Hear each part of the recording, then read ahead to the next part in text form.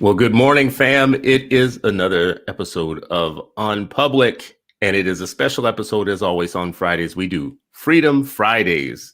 And what I like to say at the beginning of these shows is it's Friday, and you are still not free, but hopefully you will be freer after an hour with us here on Freedom Friday.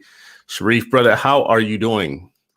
Doing well, man. Doing well. Got a little taste of spring a couple days ago, and it's been cold ever since. I feel like we got some Minnesota weather going on right now. But other than that, things are good.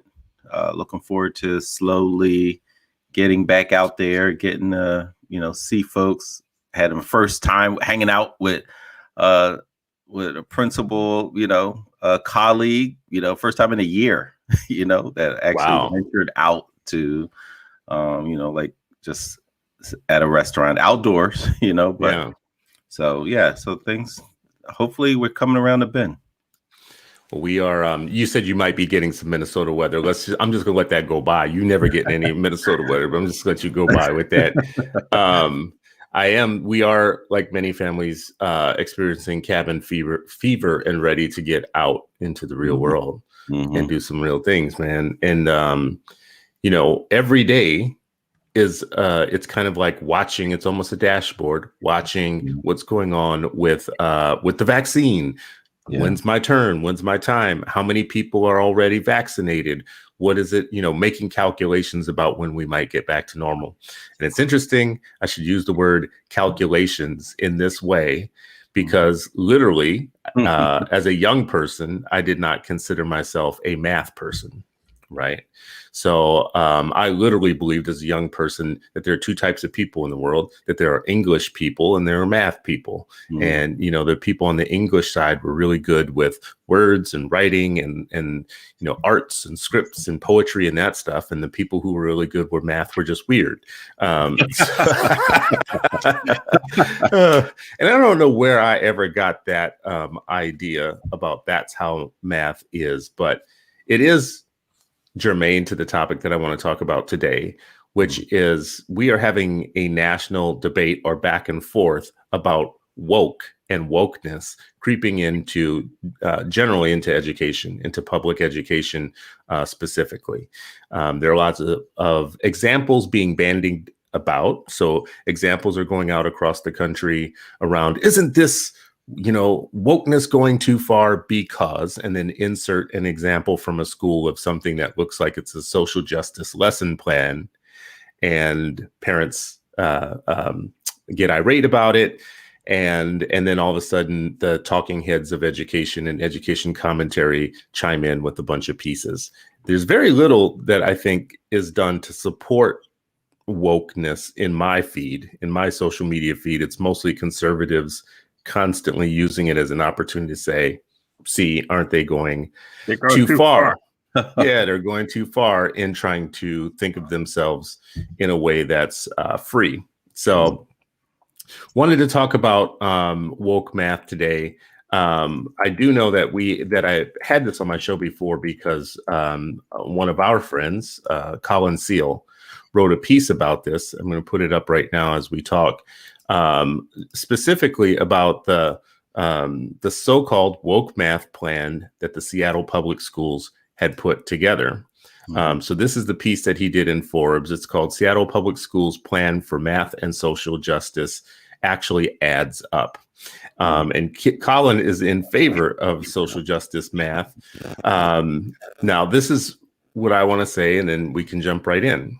My first take when I saw some of this social justice math stuff was a lot like the conservatives. Oh my God, this is just going a step too far. This is crazy. This is educators who don't want to be on the hook for teaching the straight up math.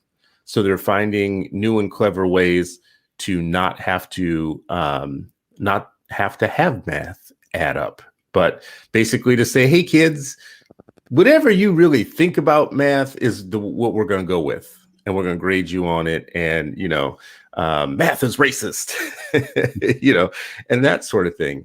Reading Colin's piece, I still had a little bit of that feeling, but it led me to number one, some resources, and it made me think of it differently. So this is what I like to do when there's an issue. When there's an issue like this, I like to go look at the thing deeply and look at the real plan underneath what's being talked about. Go to original sources. Yep. And show me, don't tell me what it is, show me. And then I'll ask myself one simple question. Do I want my kid to know the things, or would I be okay with them engaging in this way? Right. And if I say yes, then I don't care what your attitude is about the particular subject. So this is the last thing that I'm going to do so that we can jump in. This is the rubric that Seattle Public Schools uses, right? Now, first of all, I'm a layperson, but at some point I got to understanding that if I look at rubrics, it'll tell me more about what teachers are planning than what the people who are talking about it are saying, right? This is actually, first of all, let's stop calling it woke math, because that's not what it is. It's ethnomathematics, and it's actually just trying to teach math through a frame that broadens a young person's understanding of where math comes from, their place in it, and give them a fuller understanding, not a lesser understanding of math. So here's the rubric. I'm going to put this link for people watching. I'm going to put it in the link for you all so that you are in the comments. I'm sorry, put the link in the comments for you all in case you want to look at it for this discussion.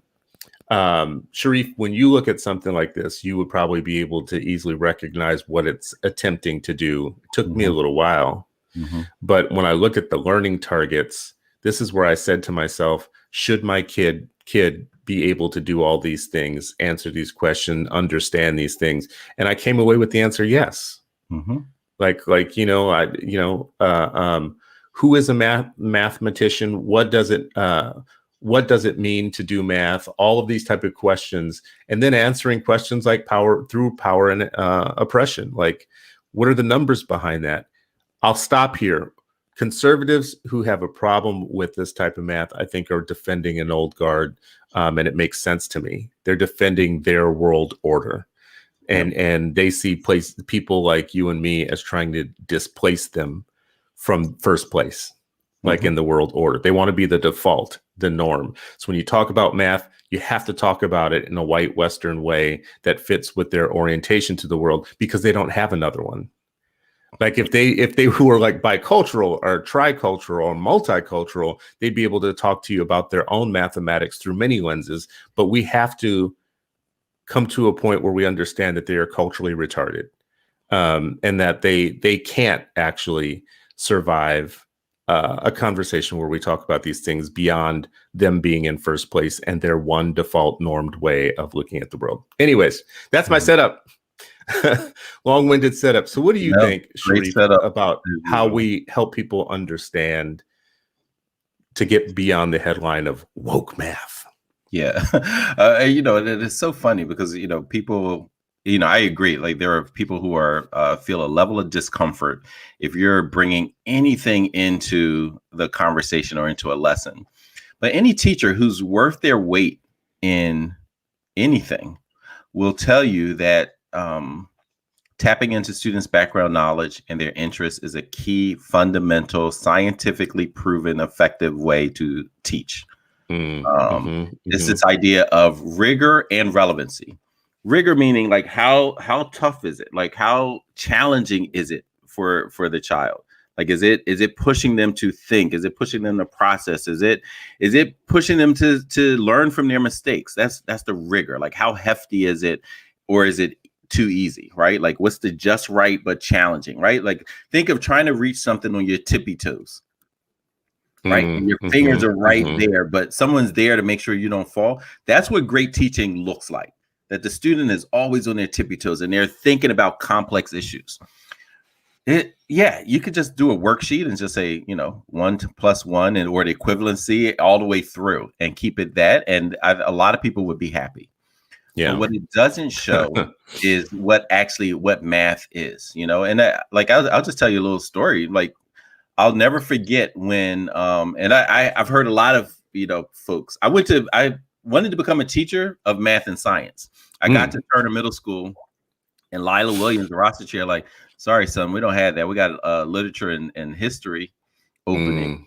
And I was like, all right, bet. You know what I mean? But I went there thinking like, man, I hope I can teach math and science. But I was saying, and I wouldn't look at myself as this deep mathematician, but I loved math at the same time, right? You know, chess and math and things like that had a big part to do with my teachers, right? Like, you know, I do agree that there are some folks who are naturally drawn, but even if you're not naturally drawn to something, doesn't mean that it's not intriguing, interesting, compelling, and you want to develop high levels of proficiency on it. So one of the story that I want to tell you is like, I remember when one of my classmates in elementary school, Nathan Musasa, said something akin to, well, I'm not a math person. Not really for, you know, there's something that it could like, that's not my thing. And I remember the teacher's response, like, your people created math. What do you mean it's not for you? What do you mean you don't know anything about it? Like, your people invented math. Like, you know, it started giving all these examples of mathematical precisions of whether it was their nautical sciences or agricultural sciences or how to use the Nile River to irrigate crops in the, you know, like the building pyramid. Like, it was over and over and over and over again. And the kid, I remember, not just, you know, you say things to one child, but it impacts everybody. Right. And that's why we have to be so clear and careful about our messages. It impacted like, oh, yeah, math, like, yeah, we're all in this. It's in our genes to be brilliant. And math is just part of our universe. It ain't separate. It is part of our universe. So those are just, I think a lot of people run away from anything, but there's a long history of that. And we've talked about this on the show, whether it was the Brownsville or whether it was their queen mother, Diane Ravitch, saying I'm against Africana studies, or like, this is just another, you know, pin in the same, you know, cushion, right? It's all the same stuff from, you know, from them. So, you know what, push harder. You know, but the relevancy and rigor, you know, I do think it is important that we have something like a rubric, because I've seen teachers who are like, I'm the wokest person here. I'm just like, yo, you ain't teaching no skills. No skills. You're talking, you're intellectually like, and getting kids hype, and you have all the beautiful rhetoric, right? But Thomas Sankara said that ain't what our work is, to have the most beautiful language and no content. Yeah, so I do think we should scrutinize anything, no matter what someone says. I'm teaching, we should say, show me. And I think rubrics and outcomes are perfect things to start with. So I'm actually really glad you looked up, you know, those rubrics, because I think it's really important. At the end of the day, instructional standards, you know, like what are kids learning? What's the content that they're engaging with? How are they learning in the community from their peers as well as the adult? You know, how do you design and facilitate the lesson? And what's the relationships? What's the motivation, relationships, classroom management? Like, that's how we used to do it over, you know, at Mastery. Like, those were our instructional standards. Those were our big five. Yeah. And a rubric like that is absolutely important. I notice we have two people in the comments, Michelle Johnson and William Conrad, who both are tapping on a word, the same word, conceptual. So Michelle Johnson says, the ethnic framework is wonderful, but it doesn't negate a conceptual understanding and procedural fluency, which I think people who would pick on woke math, so-called woke math, would have a problem with. They would believe that you're doing what you said, all the woke stuff on top, and never getting down to the teaching people the concepts, teaching young people the concepts, and the operations and how to actually do math too. And William Conrad says many teachers were taught math by manipulating algorithms without having a conceptual understanding. They then reproduced this failed pedagogy in their teaching, supported by administrators who want quick ways to get kids to do well on the state tests. So both of these, I think, point towards surface level teaching without getting deep on the actuals, like the actual stuff you have to learn. Mindset, right? How do you think about the kids and the communities that send them to you? And then content knowledge, right? Like, so those two components are absolutely crucial to have the deeper content knowledge, right? So you're not just saying like, here's this works, here's a trick, here's a calculator. Understanding why it works is just as important, right? And so you need the operational piece. You need the fluency, right? Like, I would lament, like, hey, we used to memorize your times table because it adds fluency to your work. You get less frustrated trying to figure out those basics because you have it memorized, right? And I do think, like, at some point, memorization as a skill became some poo-pot in, a lot of folks are like, oh, don't do that. That's not important. Well, I mean, the moment you hear the word rote, like when you hear the word rote, memory skills, that is almost like calling something a bad word. Like, exactly. And I'm just like, no, there's certain things that aren't important as far as memorization. And there are some things that are important. And being able to discern that, I think, is important. But what happens for Black children, brown children, and poor children, they get all just operational stuff. And they are absolutely right. Like, that's what they get. And that's why you see worksheet after worksheet. And then you have other folks that understand the conceptual of math. And like, hey, even if I can't remember that, I understand how math works. Right. And so it's the difference between you spoke about your father. I spoke about my parents, where they could look at something and fix it because they understood mechanically how things work. And that's what we want students to be able to do, to also understand that. Right. And so they may not have had they had the conceptual, like, well, this is attached to this and this is influencing this. And so if I tinker with that, that's going to have this outcome. That's what you want. It's interesting. I think about you concrete way. You bring that up. My grandfathers on both sides were masters of many different skills that you would need to live in life. Like, they could fix small motors. So if they had a boat, they could take the motor apart and put it back together again 4 different ways. They were also carpenters. So if you needed a shelf or shelving or anything built in the house, they could just grab the saws and do it. Right. Like plumbing, electrical, whatnot, on both sides of my family. Both of my grandfathers, all of my grandfathers actually had this as a skill. I'm sure they learned those in a culturally competent way. Right. I'm sure they learned those skills, but all those skills involve like cutting, measuring, math, some equations that I'm sure that they didn't all pick up in school, but somehow they still learn those things in the operations. And when they would teach us to the level that we were interested in any of that stuff, like, listen, I'm not trying to get all greasy with your boat motor, but to the extension that we wanted to or whatnot, I would understand in some ways that they just had some calculations down pat.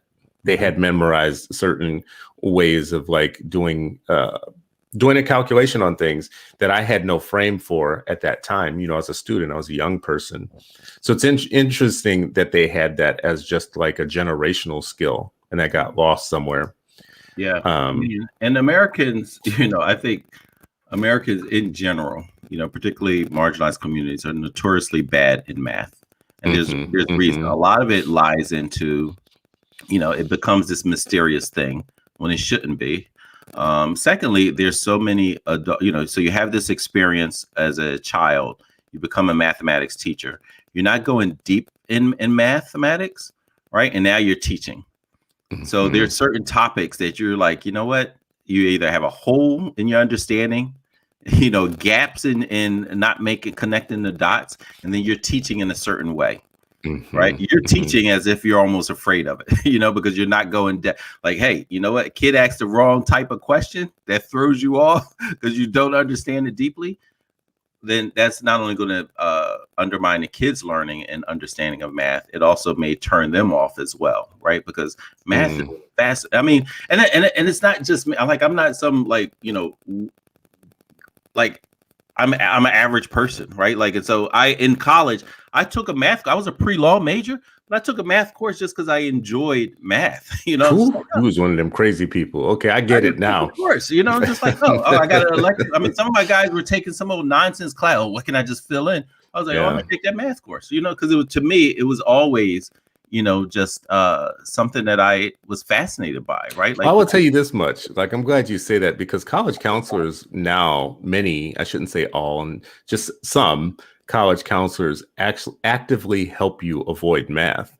Like, they actively help you, like, maybe you'll do a logic class here or a philosophy of something, there, but not engage us. I don't know what's behind our anti-math identities, what's behind our sense of that's just too hard. But I do believe it has a lot to do with the fact that we just haven't closed the gap on how we teach it. We just haven't we're teaching it in a way that's hella boring and isn't relevant, doesn't make sense. It seems like a lot of memorizing, things that don't make sense, like that roteness. Nobody wants to do. You figure if you do a couple worksheets a day, classwork and homework, from the time that you've entered school, and that's what math becomes for you. That's the compartmental, that's the box that you start living in.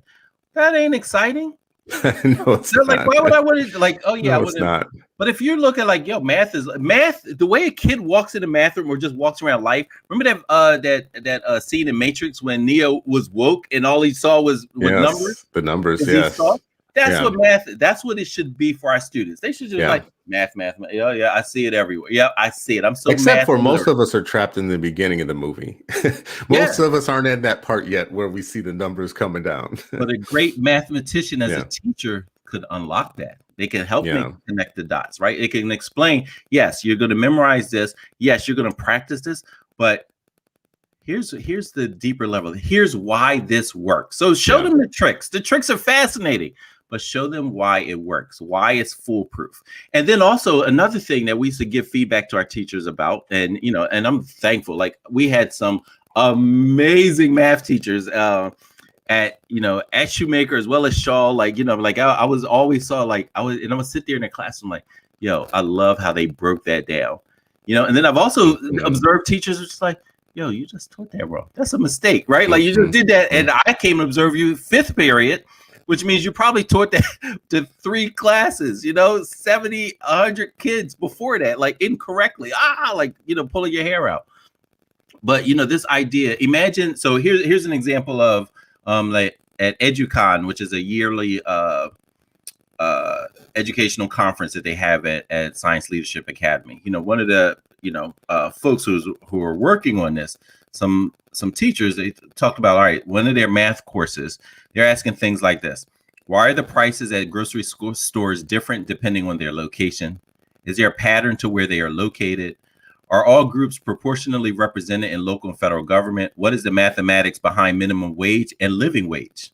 Join us for a conversation that examines this and use mathematical lens, right? Like if you have questions like that, that's tied to their lived experiences, right? Like that's very different, And so shout out to folks like Bob Moses, right? Like the activist who was a teacher, right? You know about these preachers in the civil rights. Make sure you know about these teachers, Bob Moses and the Algebra Project. But one of the things he talked about was like, this is about justice and being able to see the patterns that exist, and use them to advance the conditions of your people, your families, and yourselves, right? Like, and so when you look at what Baltimore did, based on the Algebra Project, they were like, hey, we're shutting these schools down because they're underutilized.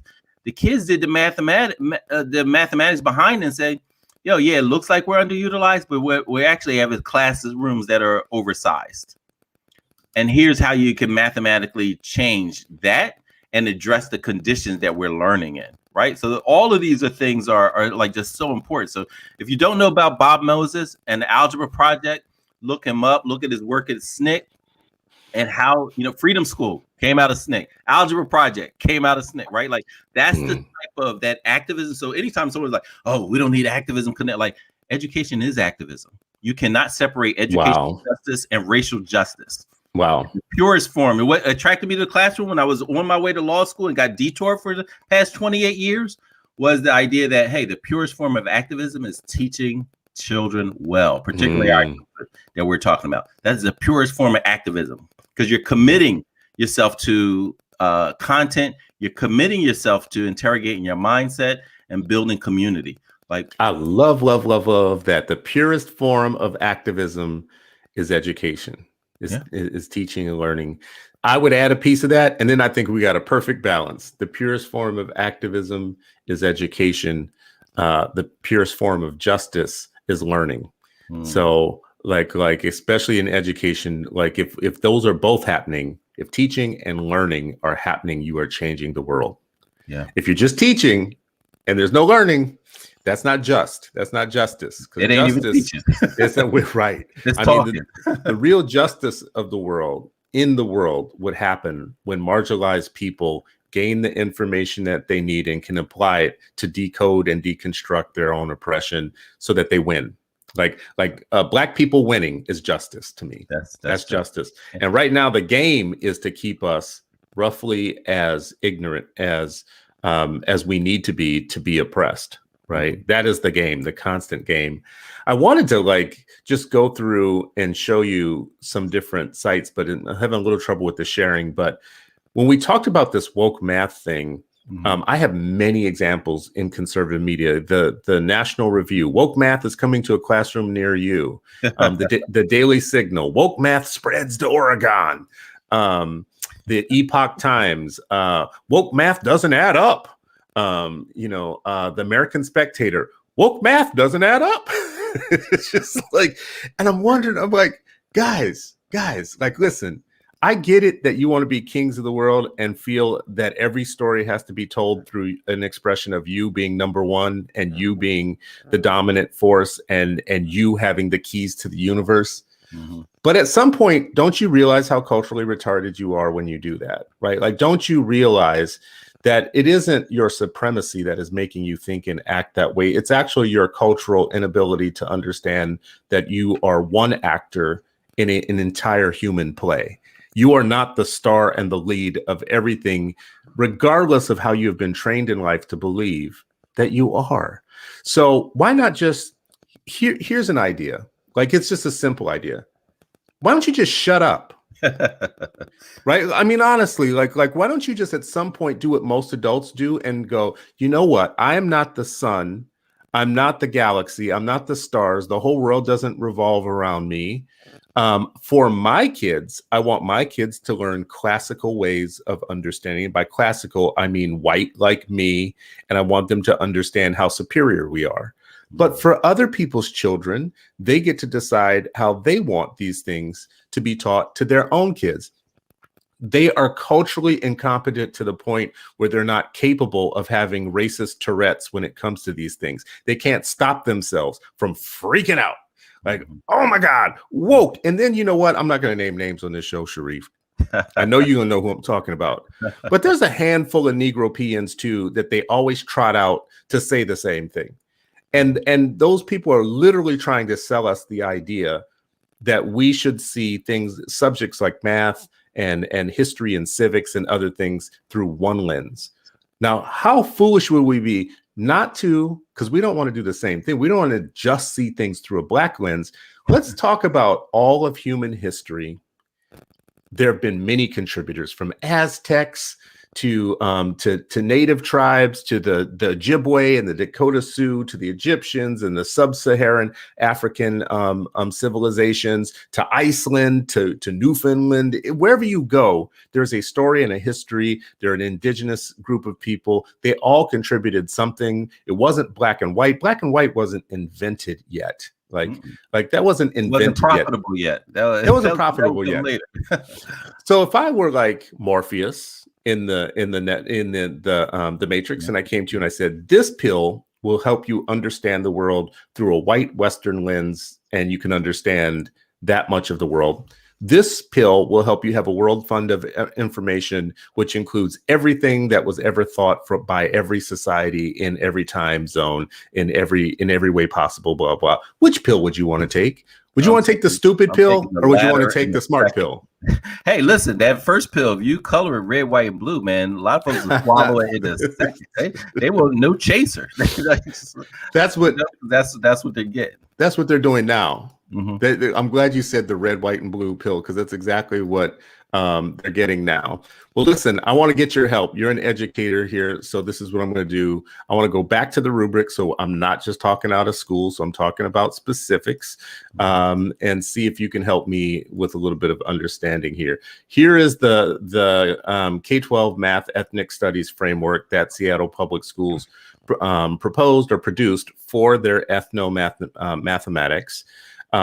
This gets out of me just calling it woke math, and it's an actual thing. There are 1, 2, 3, 4. There are 4 kind of theme areas that have learning targets, essential questions, I should say.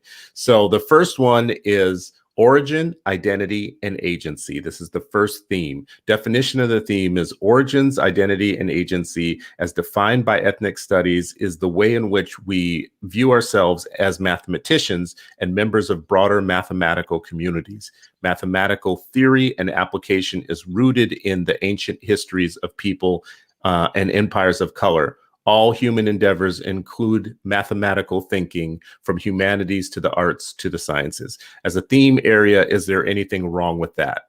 Mm-hmm. Do you see anything that you would say, why do we need that in math? No, that's actually important. It goes right back to what you said, as far as, people seeing themselves not as mathematicians. That is no connection. This is why books like, Math is for White People had to be written.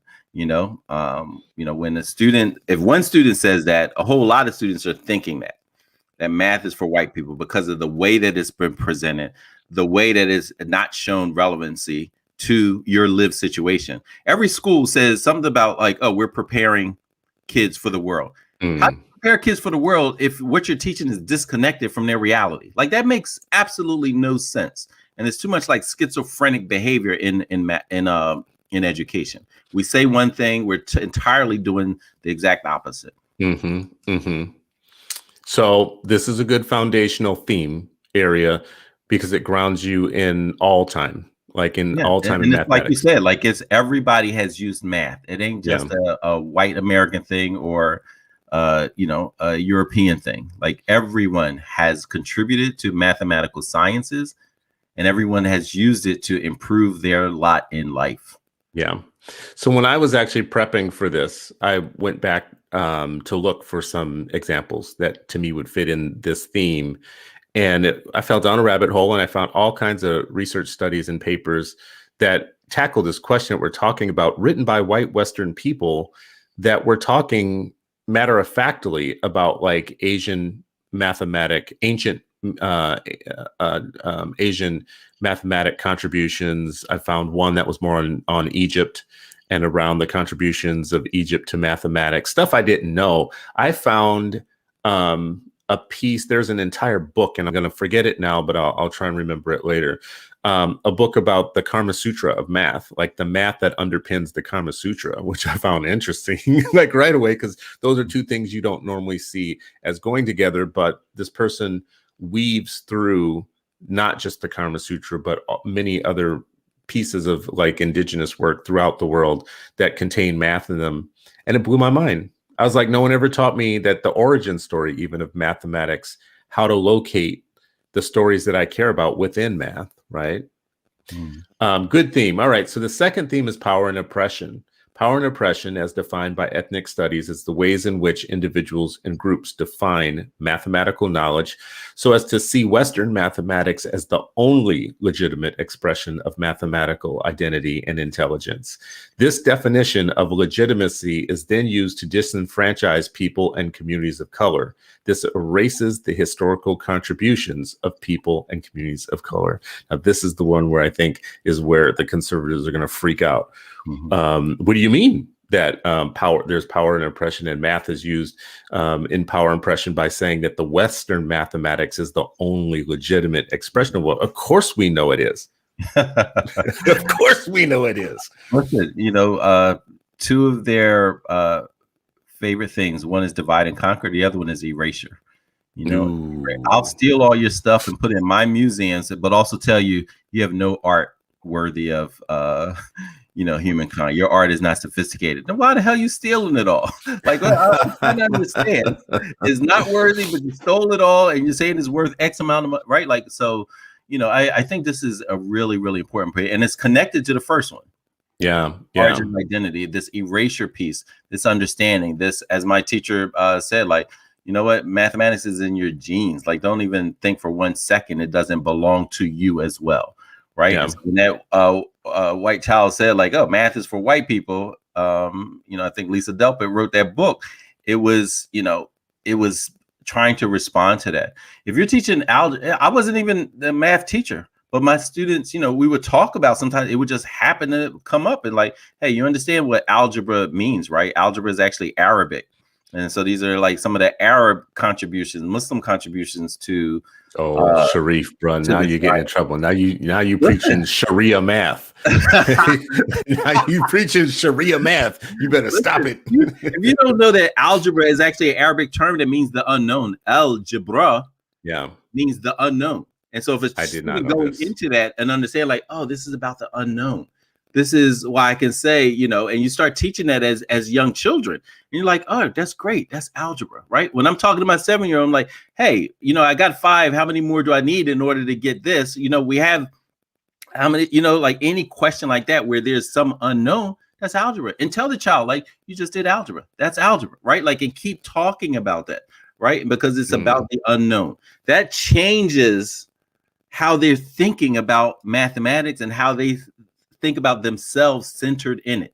The algebra is important for all aspects of how we work. Like, you know, like that's what it meant. That's stunning. That it means the unknown. Then hell, I know algebra because I don't know none of it. So. You're a mathematicien, bro. You're doing it all the time. You do this when you're shopping, like not even thinking about it. Yeah. Yeah. All right, I gotta feed this many people. Like this was going on. We got this. Oh, I need to go and pick up X. All that's algebra. It may be the basic and you know levels of it, but still, if you can master the basics, then that means you are open to going deeper. Wow. I think that is so deep to know. You know, this. I'm glad you said this thing about the unknown. First of all, I just love knowing that it's Arabic. I did not know that even. I should know these things. It's not taught. Like where, you know, who teaches that? You know what I mean? Like, yeah. Well, I mean, they're so busy trying to teach you the discipline. This is Western thinking again.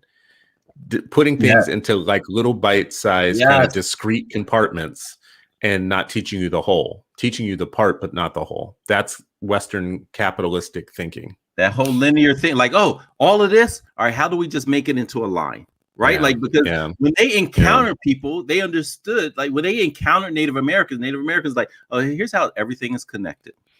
We're connected to the environment. Environment's connected to us. We eat what we need to, but then we return, you know what I mean? This, but we use every portion of it. Oh, that's way too much. How do we admit it? All right. Yeah, we can just, you know what? Buck wild with everything because it fits. Imperialistic lifestyle fits. Like, how do I just, you know, destroy and own and take? That's harder to do when you're really thinking of things as all interconnected and interwoven together. A more holistic approach. I mean, the God view is to see everything and the connections between everything. What the devil learns to do is there's profit and disconnection. So if you go disconnecting some of the pipelines in God's design and plan, you can put a middleman in there and then charge a profit. So everywhere you can disconnect people from their food source, their water source, their spirituality, their cultures, their ways in which they see the world and interpret and consume the world, then you put your middleman in there. We have a middleman right now in Black culture. So we have Black culture. We invent it. It goes from the streets of the Black folks into the world. And then somebody finds out a way to get in between the culture and the Black folks to sell it to the world. Right. And it's not us. Right. We're not selling our own culture. So there's a math to oppression. There's a profit margin and a math to disconnecting people from their knowledge of self. And maybe this ethnomathematics is a way to get people back to seeing how the connections in the world work. We have arguments about police shootings. We have arguments about, and we have people on one side of the fence saying it's not as bad as you say. You don't understand the numbers. Only, 1 in so many Black people die from police shootings, yet so many die in Chicago from Black on Black crime. All of those discussions are math discussions. But if you're having somebody wield those statistics against you and you're not armed with an ability to understand how statistics work, or you're not armed with the ability to ask a question like, can we talk about proximity crime just in general and not Black on Black crime? And maybe it'll change the numbers. Can we talk about police proximity and poverty and look at that around the world? And look at that around the world. And, maybe you need, so this theme, power and oppression as a theme, is one of the more kind of ones I would have been confused about, maybe would have sided with the conservatives a little bit until I dug into what they actually mean here.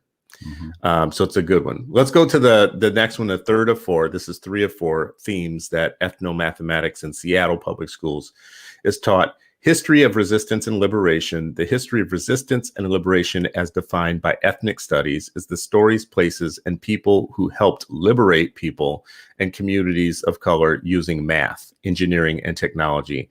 Access to mathematical knowledge itself is an act of liberation. So Sharif El-Mekki, why is this one important in math? Yeah, so this is important to me in math as well as other content. I would, as a teacher and a principal, I would always, tell my students, no matter what you endeavor to do in life, no matter what your field of expertise becomes, look at how that content has been used to either liberate or oppress. If you understand that, right? If you're a lawyer and you understand how the law has been used, that's what makes, Brian Stevenson's work so important and compelling. And he wasn't lifting anything up that was secret, but he was bringing up the mathematics of it all, right? And saying, here's how the legal system has been used through generations to oppress. And he's calling it out. He's sharing the numbers, right? Because yes, people will always say, oh, that's the bad apple. That's the bad apple. The way that you make things happen or the way you change things is you show the pattern. Here's the pattern that's been going on, and here's how it's been done. So no matter what, if it's medical sciences, that's your field, look at how it's been used to oppress as well as how it's been used to liberate. If it's architecture, look at how it's been used in the past to oppress. Look at how it's been used to oppress, to liberate. If you have that and you're bringing that to bear, no matter where your work is, and you're understanding the history, here's how this office, this chair, this content was used on two sides. One, to elevate one group and marginalize another. Whether it's city planning, whether it's banking, whether it's literature, whether it's media, newscasts, whether it's sports, no matter what it is, if you understand the history and can connect the dots, you're going to be a fuller person. You're going to be much more ready and prepared to exact justice. If that's what you're interested in doing. If not, then you're just there to oil, degrees the wheels of the gears that's already going and grinding everybody, up or out. Then that's something else. But if you are interested, back to what we said earlier about this activism, about being just, about being, God-centered and serving his creation, then you have to know what is the history of my chair, my office, or my content, my field, in supporting or marginalizing. And if you understand that, and then you apply your technical expertise to it, to rectify, to fix, to create anew, you're a different ball game. You're a different ball player. I wonder, as we've gotten through 3 of these, and there's one more learning area, if you're a white parent, how this totally changes the way that you look at these things. As a parent of color from a family of color with kids of color, my general frame of the universe and understanding of how we got to where we are today is through the lens of understanding race and racism. And that is not something you're going to shake from me because I know how to read.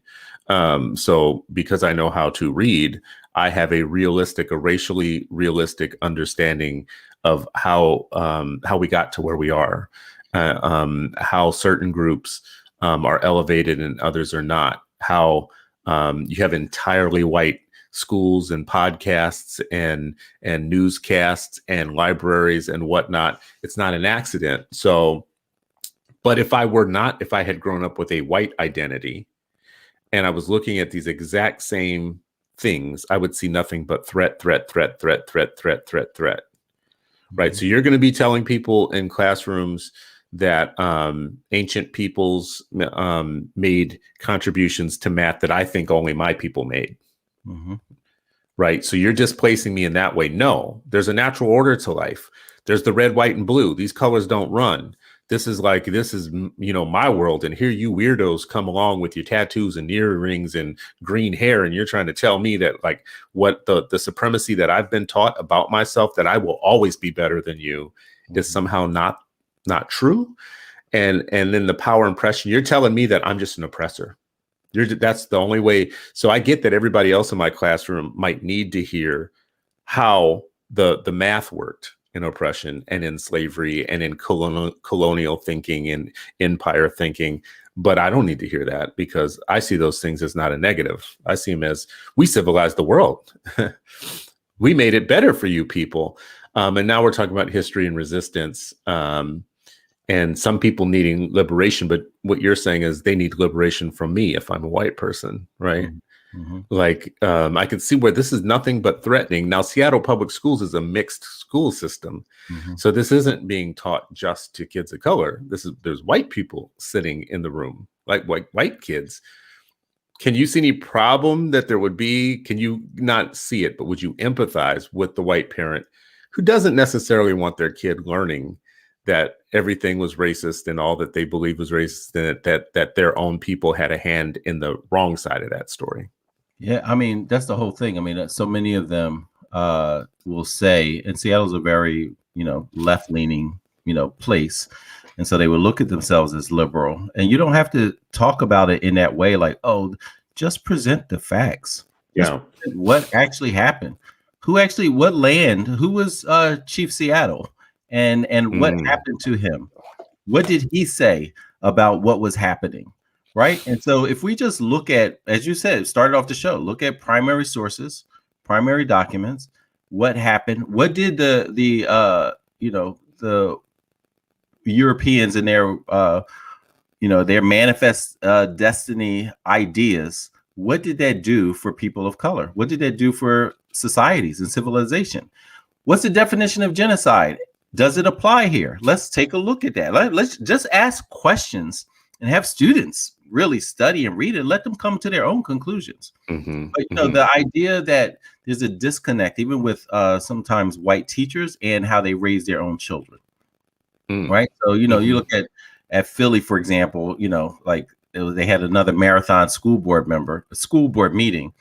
Vast majority of folks who are talking are white folks, so they probably go to, I don't even know what time it ended. I was following it on Twitter for a little while, right? Like it goes on and they're like, you don't shut our voices. Whose voices are actually being shut out? You're mostly white people talking. The district is 75% black and brown. Why are the majority of the talkers you, and you're the one saying, like, you're shutting us out? Like, no, shut up. You need to be shut out a little bit, because actually the people who are being marginalized. And then, so let's look at those numbers. What percentage do you represent? Right. And so if I was in the classroom, like, this is what we'd be talking about. All right, guys, how many people spoke? All right, 100-something folks spoke.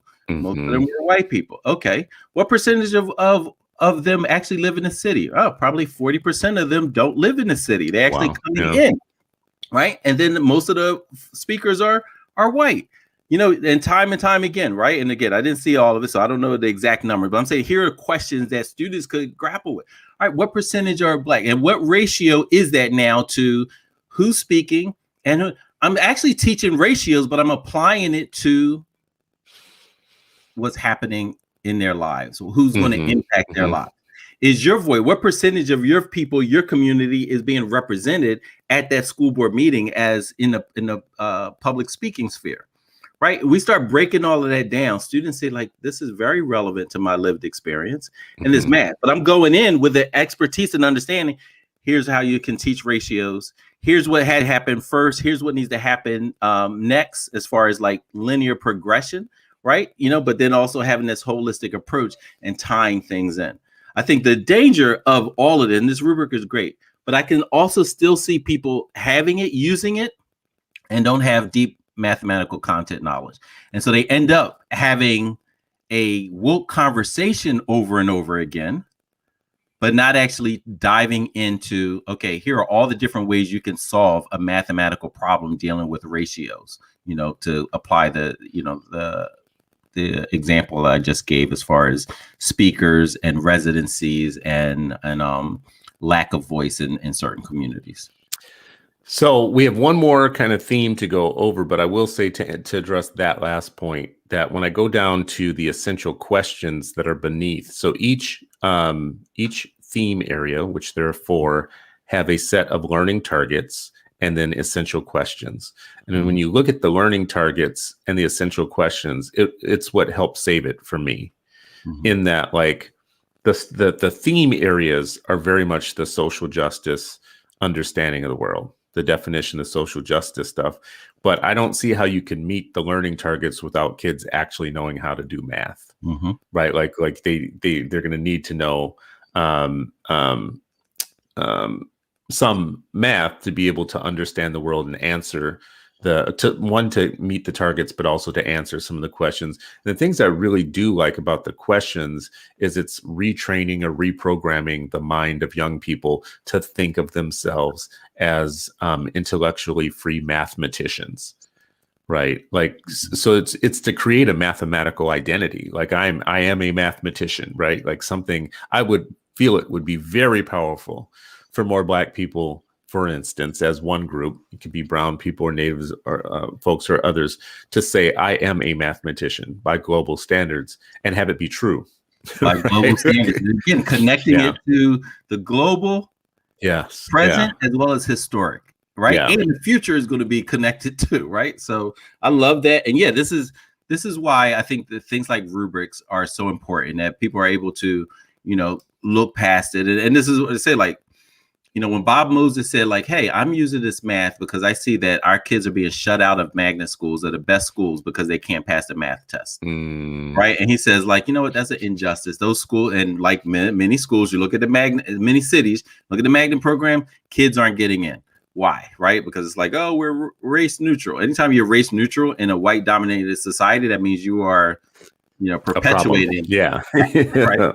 And so I think that mathematics, and then it pushes something like this. If I'm a teacher but I'm coming to our team meetings, I'm saying, hey, history teacher, this is what I'm teaching today, this week. This is what my unit looks like. They're like, okay. Well, you know what? Two of my favorite AP courses that our kids would take was, one, AP statistics, so that they could see the patterns, right? Of like what's going on, how to use statistics, something that people cringe about and people manipulate, have them having a better understanding, again, so that they can navigate the world and say, nah, I see what you're trying to do. I see how you're trying to manipulate that. Oh, I see how you're trying to, like, having that. But then also human geography that they would take in 9th or 10th grade, right? Because it was so much math. Like, hey, here's all these people, and here are the patterns of existence, of moving, and things like that. So if you are high school, make sure that amongst they should be the only two that AP courses you have, or rigorous, or whatever it is, but whatever it is, make sure that your students are having courses like that as early as possible, and it's not, so that way in 11th and 12th grade they can take even deeper forms of whatever it is. But look, in Iran, I think here it's like everything is trying to be based off and chopped off, and as you said, bite size here, bite size here. In Iran, our math book was that thin. Yeah. And I didn't have any multiple choice as a student. Like, I got here in high school, I'm like, whoa, this is multiple choice. Like, damn, you're giving me the answer. I was like, this is, and then, of course, as a 14-year-old, I'm just thinking like, yo, that's what's up. Give me the answer. Like, there were no multiple choice. Like, you had to. Well, you know what? Open-ended, and you had to solve it, and you I'm glad you said that, because one of the biggest kind of sticking points that conservatives like to use about this discussion is there's somewhere in here, not in this specific rubric, but it's written that always focusing on getting the right answer is a white Western way of thinking, and they make hay of that one, like, oh, getting the right answer in math is now racist, and blah blah blah. But multiple choice is a great way of understanding, like, the operation that you're going to do here is you're going to look through 5 to 6 kind of possibilities. You're going to eliminate some of them until you come up with the one that you think is right, is a way of looking at the world. It's a stupid way of looking at the world, and it's a very Western one. And the compartmentalizing of math and science and reading as distinct and discrete subjects that don't have an integrated whole. Meaning, if today, kids, we're in history class today, we're going to talk about the Mississippi River's contribution to American growth and society, blah blah blah, and we're going to talk about it through the context of biology, history, ethnography, mathematics, blah blah blah. The same river. We're going to talk about the same river, but we're going to talk about it through many different lenses, and you're going to become an expert on the Mississippi River. But what you're not going to understand is while we're doing that, you're also going to become an expert of math and biology and chemistry and all these other, and agriculture, right? All these other so-called discrete disciplines. It's the same damn river. It's the same river, right? But the Western world wants you to cut them up and chop them up. From 9 to 9:45, you're going to do math, from, whatever. Anyways, I want to do this last one here. There's one more theme left, and it's called reflection and action. It says student action as defined by ethnic studies is fostering a sense of advocacy, empowerment, and action in the students that creates internal motivation to engage in and contribute to their identities as mathematicians. Students will be confident in their ability to construct and decode mathematical knowledge, truth, and beauty so they can continue to their experiences and the experiences of the people in their community. Now, I think that this one makes so much sense. Like, if I'm thinking to myself, if my teacher sent this home, would I want my kid to understand the world like this? Like, would this be? I would just say yes. Like, there would be no problem with it. Fostering a sense of advocacy, empowerment, and action. So all that to me is around agency, and being able to construct and decode mathematical knowledge, truth, and beauty. Yeah. Who would say no to that? Exactly. Exactly. I mean, and it's this whole idea of, students, and is, when you're talking about like advocacy and also students knowing the history where they're, I can't help but to think when we were all together at that museum, right? And there were no people of color on the exhibit, right? A science and math, a STEM museum, no people of color. And we saw all those children coming in diverse classrooms whose identity is reinforced. And how do they not think that their Black and brown brethren, their peers, unconsciously, how do they not think like, yeah, y'all really don't contribute anything, right? Because, you know what? And we should tell people, set it up for people. We were in Baton Rouge, Louisiana. We were giving a talk there, and the talk happened to be at a science museum. Very nice one. Very nice one, as a matter of fact. Very well done. Looked expensive. And we're having a discussion about education there.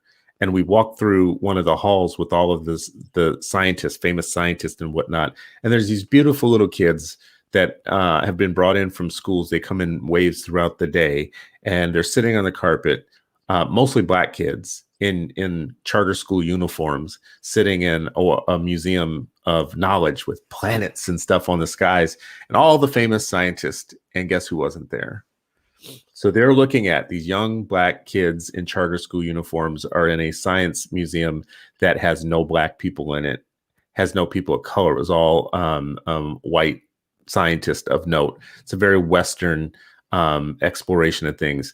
And I'm still to this moment, even as it's coming out of my mouth, hostile about it. Because what you are training those young people, this is the rub here on woke math. This is the rub. You want the world, some of the people out there want the world in which young Black children in charter school uniforms sit in a science museum that has all white people, and they get the implicit message that only white people ever did anything that is important in the world of science, mathematics, construction of the world, blah, blah, blah.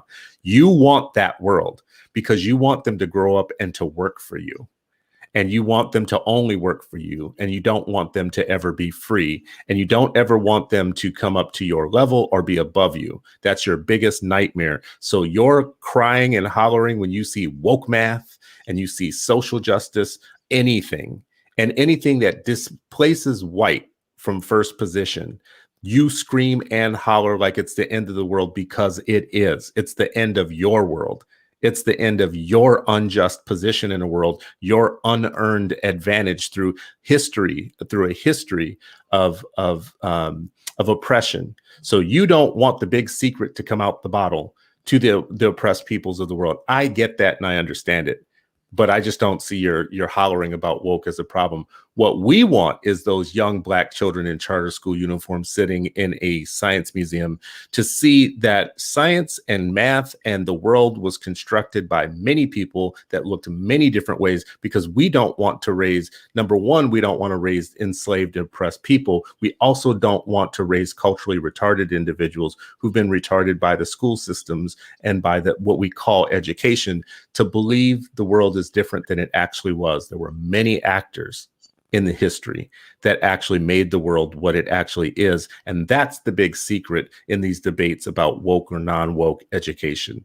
I feel like I just had to take that tangent. I'm sorry. So no. I know we got to wrap, but I'll let you have the floor for the last year. I'll just second what you said, man. I think it's, all of this is all tied into that.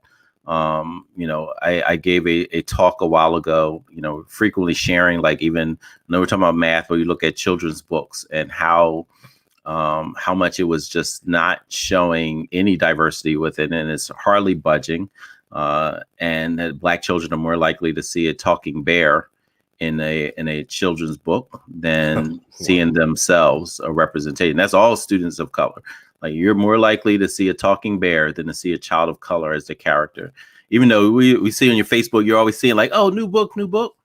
It's a tiny percentage when you actually look at what's being published, right? And so publishers, curriculum writers, all of that, like how they're even deciding and thinking about. And so for us, it's not just, when you look at that museum example that Chris just gave, imagine that playing out every single day of your existence in school, from pre-K all the way through 12th grade.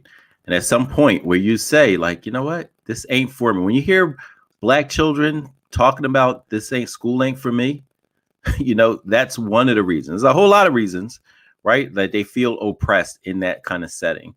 And what is more damning for a country when children go to the place that's supposed to be about teaching and learning and say, I feel unseen, unheard, and vigilantly oppressed. And so we have to really look at like that whole idea of windows and mirrors. And this is a big part of what this so-called woke math is looking at. What are the windows and mirrors of, and mind you, in 2015, the white, you see that mirror, right? Like that's what they're seeing reinforced all the time. Oh, and even if they say, oh, I don't agree with it all, like I think unconsciously, that's what they've been fed. And before that number was actually 75%, and the animals and other was less. So what actually the white decreased, but the animals, talking cars and talking chairs increased. Something like by 10%. I think African Americans in 2015 might have been like 7%. So they went up a little. Everybody went up a little tiny bit. But the animals went up. And when they're like, oh, we need less white people. All right, let's have more talking rocks. And you know what? Bro, it was so interesting that you brought this up, and I'm like, have it here because this is math.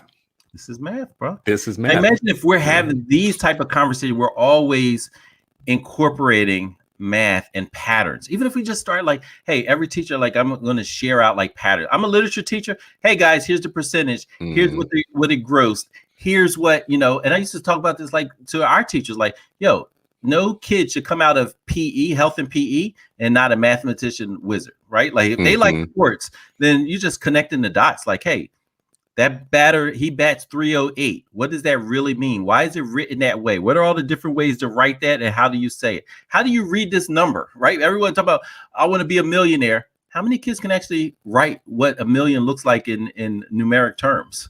Yeah. And then how many can tell you like, things like if you save $100 a month, you're going to be a millionaire if you invest it. Like, and why? Tell me why that is that you're going to be a millionaire if you just $100 a month, right? You got to start talking about financial literacy and all these other things that we want to say, like, hey, this is important. Okay, that how do we make sure, and not just a singular teacher, right? Like, oh, for 45 minutes, I learned like, nah, folks like to say ball is life. Math is life too. I'm You know so what I glad mean? you brought that up, because now I think about it, there are lots of people that watch basketball and baseball or whatnot, and they are engaging in a little bit of a sophisticated math to know how their favorite players are Yeah, doing. these kids Yeah. know, right? But Yeah, it's they know again, math. it's their Yeah. reality. Help them connect the dots. Like, hey, that pattern, that's similar to this pattern over here. That's similar Yeah. to this pattern Yeah. over here. Those same numbers, the percentages and ratios that kids struggle with when you say, like, hey, what about this? Because it's disconnected to the thing, their interest. You can tie all this stuff together, and that's what great teachers do. This is what Yeah. they do. This is what they think about. This is why they wake up in the middle of the night with notepads by their door, like, oh, this is how I can tell. Oh, this is where so-and-so's get stuck. And even if you have multiple choice, if it's multiple choice of, hey, Johnny came up with this answer, tell me where he went wrong. What was the problem? You're doing more error analysis and things like that. That's going deeper, right? But like, I just don't know the answer. I know how to get there. Or show me 3 ways to get to this answer. Right. So because that's another thing that limits and erases, like, well, I got to the right. Yeah, but this is the way I'm showing you. This is the way. There are 3 ways to get to a destination. Like, that's the beauty of math. I can actually do it. I could do it a longer way. I could do it a shorter way. It's not yes or no. It's like, did the answer yes or no, but how did you get it? And if you got wrong, okay, where did you? Oh, that's where the learning happens, right? That's that I'm on my tippy toes trying to reach. That's what we need to create. And you can do that with incorporating history, connection, and making sure that students see themselves, right?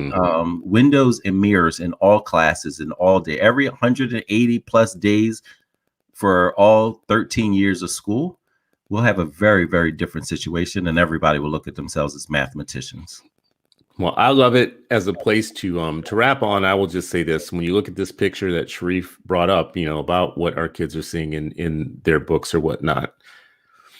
Listen, if this hierarchy, this racial hierarchy that you see that exists in the very first pieces of literature that we put in the hands of young people, and we don't believe that they take and they consume messages from this, you're wrong. For one, because we're literally putting in their hands a lethal dose of cultural suicide. You can call me woke or you can call me whatever. I'm a libertarian. I'm a fairly conservative individual, but my children are not going to be second place people or third place people or fourth place people. And if that upsets your balance of understanding the world, and you want the old world where white is right and everything else is wrong, where the white kid is the first place and everybody else is supposed to measure up to that, then you have a problem with me. I'm going to be woke. I'm going to be whatever you want to call it. Like I'm not Mr. Woke generally, but when it comes to young people, training them to be slaves and to be second and third and fourth and fifth place people and not see their full grandeur and contributions to the world or whatnot. I'm not your dude. I'm not your guy. Like, now I know there are black folks out here, and I got to keep saying this. There are black folks out here who are there are Negropeans out here who have drank the anti-woke Kool-Aid and see their sole identity in entertaining white people intellectually with ideas and thoughts that we should all join on and consider white culture to be common culture, and to see white history to be common history, and to see white to be the default and the norm. And they're even raising their kids that way. If they want to participate in slavery 2.0, and they want to raise people who are not going to be free and see themselves as their own heroes in their own stories, so be it. So be it. There were always people like you. I would just say this. There are always people like you. White supremacy is old, and it's in this graphic in 2018, and it'll be there in 2020 and 25 and 26 and 30. And it's old, and it's been there, and there have always been Negropeans who what Sharif has said before, who are so committed to improving their position within white supremacy rather than ending it, that they became the minstrel, the entertainer, and now the intellectual entertainer, the intellectual one who will say all the things you want said, which is white world is right and get with it or not. And everything is woke. Anything that displaces white. I'm trying to raise free people, and I can't do that if I look at a graphic like this and I'm participating in their cultural suicide by birth. so that I can have a better position in an old world order that's going to die anyways. Yeah. Like white supremacy is a fatal patient. It's a terminally ill patient. It is not going to survive. Number one, because like Dr. Martin Luther King said, the universe bends towards justice. It's long, but the art bends towards justice.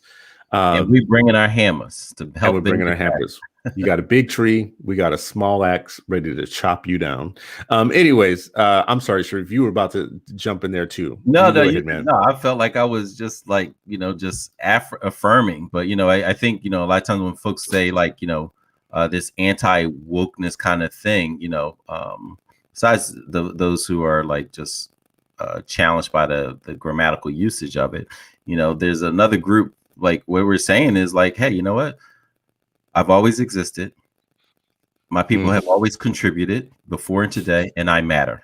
I exist, I contributed, and I matter. Like that's what we're pushing to be ensured inside of these classrooms and schools. And shout out to all the authors. I know it's hard, the Black and brown authors who are trying to make a dent in this, including my wife, Fatima El-Mekki. You can get her book. I hear you. I'm like, I got fam. You got to get off the phone. Like you're in the background. You're on the phone. What you doing? Absolutely.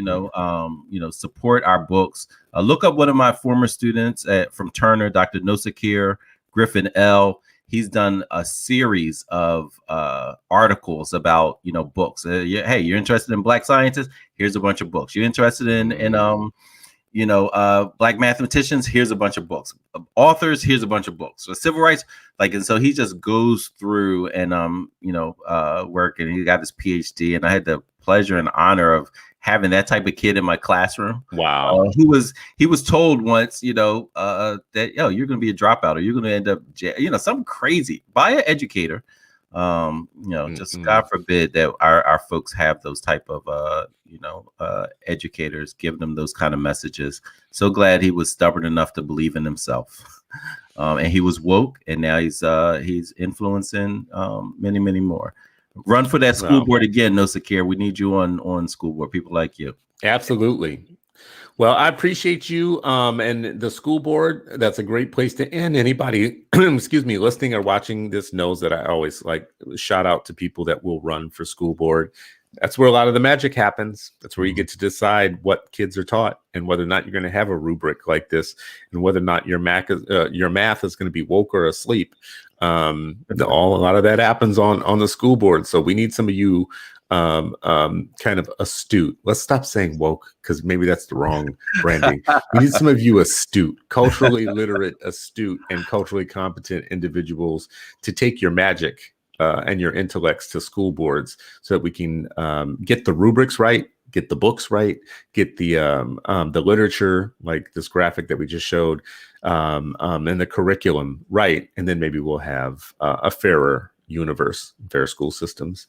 This has been another episode of Unpublic, and it's a special Friday edition, which is our Freedom Fridays.